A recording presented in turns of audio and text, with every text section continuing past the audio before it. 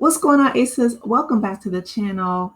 So I don't know if you guys have heard yet, but Kyle Evanko, who's the former COO of Canvas Beauty, he has filed a wrongful termination lawsuit against Stormi Steele, who is the CEO and owner and operator. So I'm going to let you guys hear just a really small clip of when Stormi was crying to Kyle in her office. And, he was really empathetic. He really helped her turn her business around, and she actually acknowledged that before letting him go.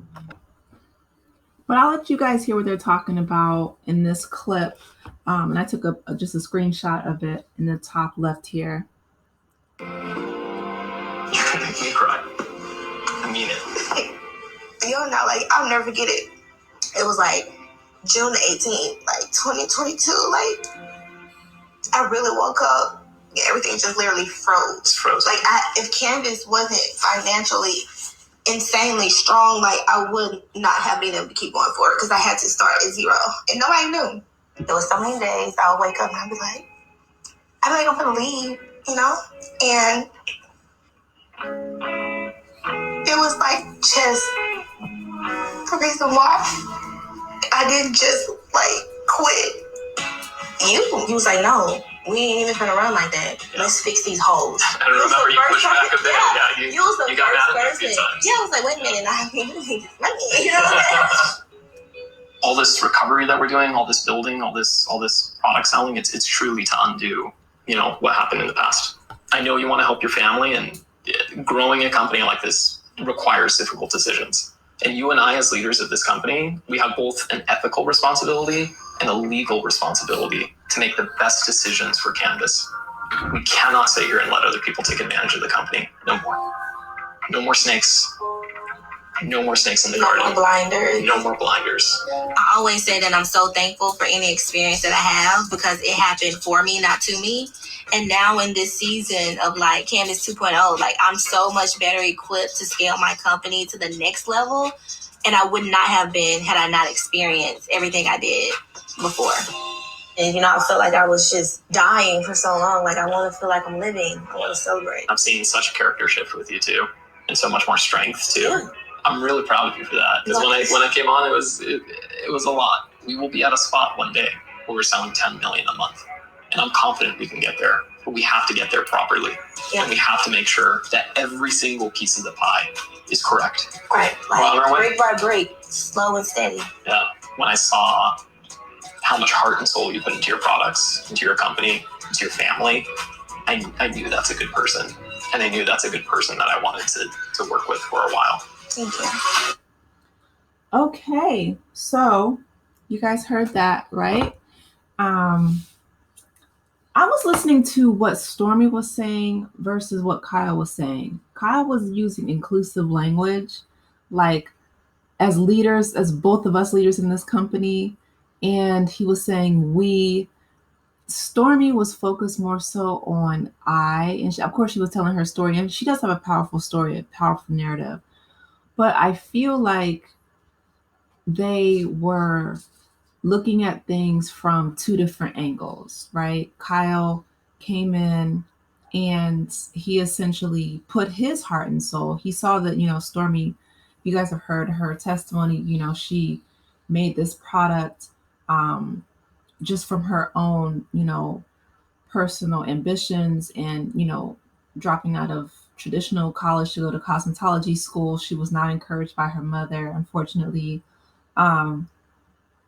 But she created this and it's her brainchild, But Kyle came in and he just undid a lot of the damage that resulted from poor business practices. And so I'm going to let you guys read what Kyle wrote in this statement in the bottom right, and then I will give my commentary because it's heartbreaking. He says, "Hey everyone, hope all is well. I wanted to take a few moments to share something that's been on my mind. I'm heartbroken to share the news that I'm no longer working with Stormi Steele as Canvas's Chief Operations Officer. Stormi sent me a termination notice on Friday, July 26th. stating I was terminated as of Monday, July 22nd. Let me explain or skip ahead. He has 6 slides. I'm not going to do all 6, but um, yeah. So he says, he just gives a summary. He says, over the last 18 months, I've been working with Stormi Steele, founder and CEO of Canvas Beauty, on rebuilding the legacy of the company. When we started working together, we began marketing body glaze to the world, marking the start of a roller coaster ride of business with many ups and downs. The challenge was extremely difficult. Turn around a business in debt that was losing money monthly, that had hundreds of unfulfilled orders from 2+ months back. And if you guys remember, they addressed all that on the show. Then Kyle came in and just pretty much, rolled up his sleeves and got to work. He says, even though I quickly helped the business as a whole turn profitable within just a few months, the lifestyle creep of the CEO would deplete the accounts. And just about every month that followed was a gut punch after gut punch. New lawsuits from the past would pop up, debtors would circle back, and it even got to the point where our website was shut down from unpaid bills. Not the website. Oh, Lord.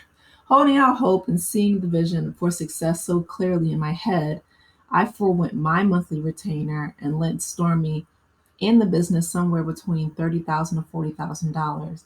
I refused to give up after so much effort.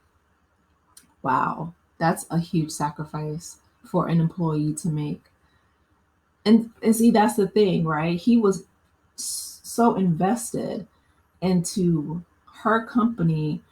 And I think it got to the point where she felt threatened almost. She felt intimidated by his investment. It says after more ups and downs around September 2023, we finally struck big. We landed on expanding into TikTok Shop, and after some initial roadblocks, we quickly became the top-selling beauty product on the platform. As the holiday season rolled around, we really moved mountains to keep up with demand. Our 10,000 sales days turned into 100,000 sales days. We were on cloud 9, and I felt every day was a dream I could wake up from at any time.